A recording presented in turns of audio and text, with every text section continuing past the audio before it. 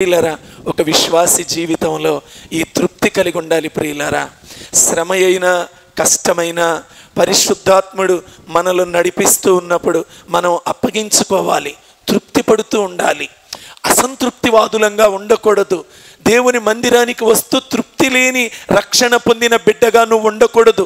ఎప్పుడు అసంతృప్తి, సణుగుడు, గొనుగుడు ఉండకూడదు. ప్రియ సంగమా, ఎవ్వరిలో ఉండకూడదు. మనం తృప్తి కలగాలి. పరిశుద్ధాత్మ ఇచ్చే వాటితో మనం తృప్తి చెందాలి. ప్రియులరా, అవి ఇవి కోరి నిరాశ నిస్పృహలకు గురి కాకూడదు. ప్రియులరా, కలిగి ఉన్న వాటితో తృప్తి పొందాలి. పౌలు గారు తిమోతికి రాస్తూ ఉన్నాడు, తిమోతి అని ఏమంటున్నాడు? 6:6 మొదటి తిమోతి, సంతుష్టి సహితమైన దైవ భక్తి గొప్ప లాభసాధకమై ఉన్నది.